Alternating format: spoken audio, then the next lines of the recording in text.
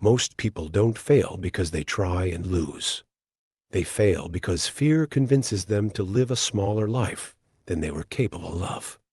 If that idea makes you uncomfortable, this story is for you. Fear rarely tells you to quit. It tells you to wait, to prepare more, to delay one more day. And the danger is not that you fail. The danger is that waiting slowly becomes your normal life. You probably recognize this feeling. Wanting more, but staying still. Knowing you should move, but finding reasons not to. Fear feels logical at first, which is why so many people never realize it is controlling them. When fear controls your decisions, life does not fall apart. It becomes quiet, comfortable, predictable. And one day, you look back and realize nothing truly changed, even though time kept moving. Fear doesn't take your life away. It lets you keep it, just smaller than it could have been.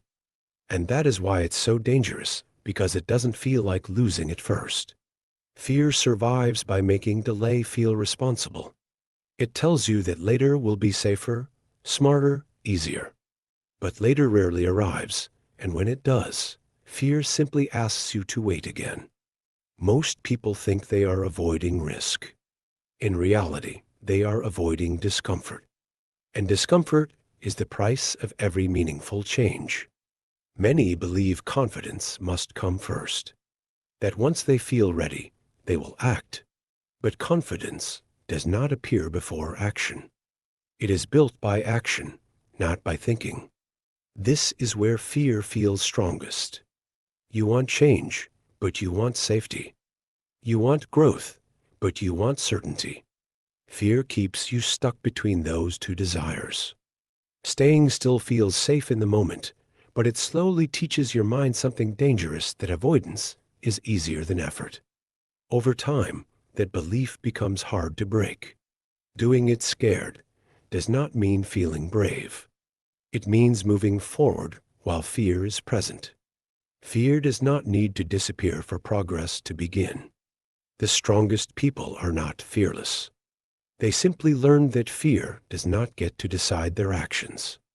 They move first and let confidence catch up later. Change rarely starts with big moves. It starts with small actions taken while unsure. Those actions send a message to your mind that fear is survivable. Each time you act despite fear, something changes inside you. You stop seeing yourself as someone who waits and start seeing yourself as someone who moves. Fear may still be there, but it no longer feels in control. You begin to realize that discomfort is temporary, but regret stays longer. At first, fear tells you to stop. But after repeated action, fear becomes a signal instead. A signal that you are doing something that matters.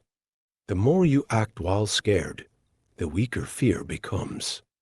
Not because it disappears, but because you stop treating it as an authority. Progress does not announce itself. It happens in small moments, when quitting would be easier, but you choose to continue anyway. Over time, you stop asking, "Will I fail?" and start asking, "What will I learn?" That question changes how you approach everything. Fear may still speak, but it no longer decides your direction. You do. And that control is more powerful than confidence. Each action becomes proof. Proof that fear does not destroy you. Proof that you can move forward even when you feel unsure. Avoiding fear may feel safe, but it builds regret quietly.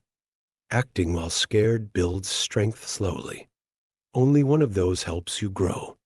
Courage is not dramatic. It is steady. It is showing up even when motivation is low and doubt is loud. You will never feel fully ready. Waiting for readiness is another way fear keeps control. Growth begins when you accept uncertainty. You do not need confidence. You do not need permission. You need action, even imperfect action. Every time you act despite fear, you take ownership of your life back. You stop letting fear decide who you become. One day, you will look back and realize fear never left. You simply stopped letting it shrink your life. The version of you that you want to become already exists. The only thing separating you from it is repeated action while scared. You do not escape fear by avoiding it. You escape it by moving through it. Do it scared. Not because it feels comfortable, not because it feels safe, but because staying still costs more than fear ever will.